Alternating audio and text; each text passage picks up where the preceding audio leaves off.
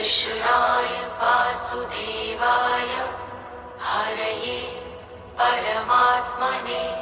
नमस्कार, मैं हूं नंदिता पांडे और कृष्ण जन्माष्टमी की आप सभी को अनंत शुभकामनाएं। इस वर्ष कृष्ण जन्माष्टमी पड़ी है 26 अगस्त को। जन्माष्टमी यानी कि भादो मास की कृष्ण पक्ष की अष्टमी तिथि को कृष्ण जन्माष्टमी होती है। भगवान कृष्ण का इस वर्ष में 5252वां जन्म दिवस मनाया जाएगा। बहुत सारा कन्फ्यूजन रहता है जन्माष्टमी किस दिन मनाई जाए। आज भी रहे, इस वर्ष भी है। कुछ कह रहे हैं 26 अगस्त को, कुछ कह रहे हैं 27 अगस्त को। अब मथुरा वृंदावन में ही ले लीजिए। मथुरा में अगर 26 अगस्त को मनाई जा रही है तो वृंदावन में 27 अगस्त को मनाई जा रही है। तो ये कन्फ्यूजन क्यों होता है, आज इस बारे में भी क्लैरिटी आपको लेकर के आएंगे। और साथ ही साथ धर्म सिंधु और निर्णय सिंधु शास्त्रों के अनुसार किस दिन जन्माष्टमी को मनाया जाना चाहिए, यानी कि स्मार्त लोगों, वैष्णव लोगों अलग अलग, जैसे एकादशी के नियम होते हैं उसी तरह से जन्माष्टमी के भी नियम होते हैं। अर्धरात्रि को अगर रोहिणी नक्षत्र है, अष्टमी तिथि है कृष्ण पक्ष की भादो मास की, तो जन्माष्टमी अर्धरात्रि को मनाई जाती है। अब जो स्मार्त लोग होते हैं यानी कि गृहस्थ लोग होते हैं, तो गृहस्थ लोगों के लिए नियम यह है, वो 33 कोटि देवी देवताओं को पूजते हैं। तो वो क्या करते हैं, कृष्ण जन्म से पहले व्रत रखते हैं और कृष्ण जन्म के पश्चात उनको सेलिब्रेट करके जब अष्टमी तिथि खत्म होती है या रोहिणी नक्षत्र खत्म होता है तो व्रत का पारण करते हैं। जो वैष्णव संप्रदाय के लोग होते हैं, जो कंठी माला लिए हुए होते हैं, साधु संत आदि होते हैं, वो जन्मोत्सव को मनाते हैं, यानी कि जन्म के बाद जो उत्सव होता है उसको मनाते हैं। तो उनका अष्टमी तिथि और नवमी तिथि की ज़्यादातर एक डेट्स रहती हैं और जो स्मार्त लोग होती हैं उनकी सप्तमी और अष्टमी की मिलीजुली डेट्स रहती हैं। तो ये कन्फ्यूजन आप हटा दीजिए। थोड़ा सा कन्फ्यूजन इस्कॉन की वजह से भी हो गया है काफ़ी, क्योंकि इस्कॉन एक सर्टेन डेट बता देता है और सारे के सारे लोग उसी को फॉलो करने लगते हैं। लेकिन इस्कॉन जो डेट्स बताता है वो अधिकतर वैष्णव संप्रदाय से रिलेटेड डेट बताता है, क्योंकि वो सब कंठी माला लिए हुए हैं और वो भगवान कृष्ण जप में लीन रहते हैं। इस वर्ष में 26 अगस्त को कृष्ण जन्माष्टमी मनाई जाएगी।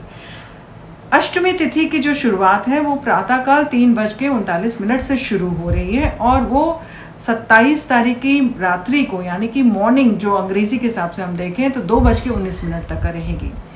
अब जो महानिशीत काल का मुहूर्त है वो 12:01 से लेके 12:45 तक दिल्ली में है।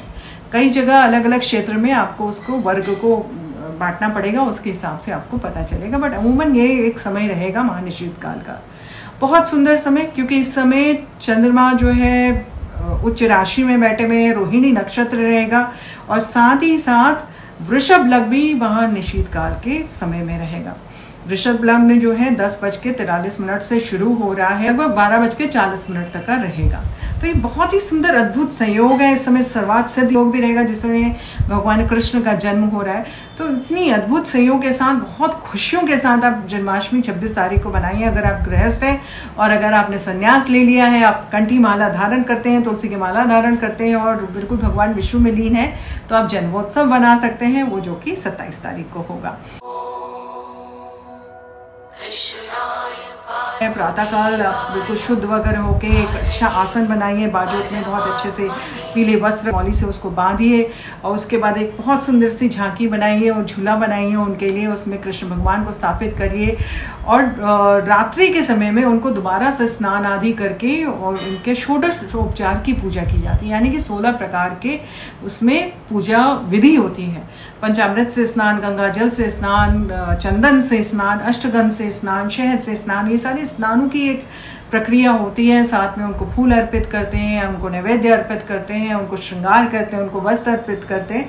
तो बहुत सुंदर सुंदर संयोग अर्धरात्रि के समय करने के बाद झूला झुलाते हैं और साथ में उनको रोली अक्षत आदि लगा के उनको नैवेद्य चढ़ाते हैं। नैवेद्य चढ़ाने में आप फल फूल रख सकते हैं, मौसमी फल फूल रखें, केला अवश्य रखें, तुलसी जी अवश्य रखें। बहुत सारी जगह में पंजीरी बनती है, अजवाइन की बर्फी बनती है, नारियल की बर्फी बनती है, धनिए की बर्फी बनती है। ये सारी चीज़ें भगवान कृष्ण को चढ़ाई जाती हैं।